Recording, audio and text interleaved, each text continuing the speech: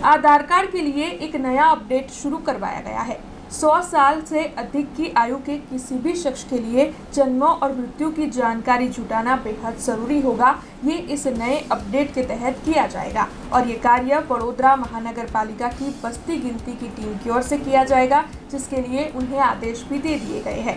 वडोदरा शहर में अगर कोई भी शख्स 100 साल की अधिक की आयु का है, अगर वो जिंदा है, तो उनके लिए उनकी तस्वीरें और साथ ही डॉक्यूमेंट्स जुटाना जरूरी होगा, जिसे आधार कार्ड में अपडेट भी किया जाएगा। और अगर उस शख्स की मृत्यु हो चुकी है तो फिर डेथ सर्टिफिकेट हासिल किया जाएगा, जिससे भी आधार कार्ड में अपडेट किया जाएगा और इसके तहत एक यूनिक नंबर डाला जाएगा, जिससे कि उस शख्स के जन्म और मृत्यु का डेटा मिल पाए। ये सारा कार्य वडोदरा महानगर पालिका की बस्ती गिनती की टीम की ओर से किया जाने वाला है। तब इस बारे में ज्यादा जानकारी सेशंस अफसर शमिक जोशी की ओर से दी गई है। हाल में अत्यारे आधार कार्ड में एक वेरिफिकेशन एक नवुं आई गयुं छे कि जेमनी उमर 100 वर्ष करता वधारे होय, अत्यार सुधी एमने आधार कार्ड कढावी दीधेलुं होय अने एमनी उमर हाल में 100 वर्ष करता वधारे छे, तो ए बधा जे नागरिको जे हयात छे के नहीं, तो ये हयात है कि नहीं एनु वेरिफिकेशन माटे गांधीनगर कक्षाएथी UIDAI बेंगलोर कक्षाएथी अत्यारे पोर्टल पर एमनुं आवी गयुं छे।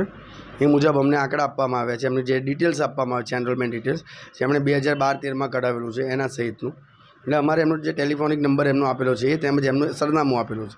એટલે પહેલાં તો ટેલિફોનિક સંપર્ક કરીશું, જો નંબર બદલાઈ ગયો હશે તો જે સરનામું છે ત્યાં સરનામા ઉપર જઈ અને હયાત છે કે નહીં એમની ખાતરી કરીશું।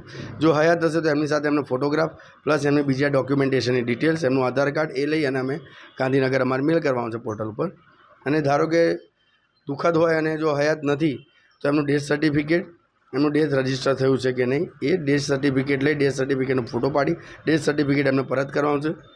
Death registration number, date of the death ये अमारी डिटेल्स ए करीने करवानुं छे, जेथी करीने 100 वर्षथी वधु उंमરના જે લોકો હયાત નથી એમના માટેનું એ છે। આ એક બહુ અગત્યની બાબત એવી થાય છે કે એક બીજો ડેટાબેઝમાં મેન્ટેન થઈ રહ્યો છે કે આધાર કાર્ડ બને છે યુનિક નંબર છે, એક આધાર કાર્ડ બીજા કોઈને આપણે ફાળવવાનો થતો નથી કે મળતો નથી, પરંતુ કોઈક રીતે કોઈક બીજી કરવા જતું હોય તો એક નંબર નાખવાથી એની ટોટલ હિસ્ટ્રી મેન્ટેન થઈ જશે। આપણે જે કહીએ છીએ કે જન્મથી લઈને મૃત્યુ, તો જન્મથી લઈને મૃત્યુ સુધીની બધી ડિટેલ્સ એક યુનિક નંબર ઉપર મેન્ટેન થતું હોય છે કે આધાર કાર્ડ ઉપર બધી ડિટેલ્સ એમની મેન્ટેન થઈ શકે। નહીં, આમાં કેવું છે કે આ જે લોકોએ આધાર કાર્ડ કઢાવેલા છે ઓલરેડી જ્યારે રજિસ્ટ્રેશન કરાવેલું છે અને જનરેટ થઈ ગયા છે, તો એ લોકોનો આખો UIDAI બેંગ્લોર ડેટાબેઝ તરફથી જ છે। એટલે વેરિફિકેશન માટે અમારી ટીમ જ આવશે, ઓથેન્ટિક ટીમ આવશે, કોર્પોરેશનની વસ્તી ગણતરી કચેરીમાંથી ઓથેન્ટિક ટીમ જ આવશે આધાર કાર્ડની। એ સિવાય બીજી કોઈ અન્યત્ર લેભાગુ જો કોઈ તત્વ આવો સર્વે કરવા આવે तो हमने मेहरबानी કરીને એમનું आई कार्ड चेक કર્યા વગર એમની एंट्री આપતા नहीं।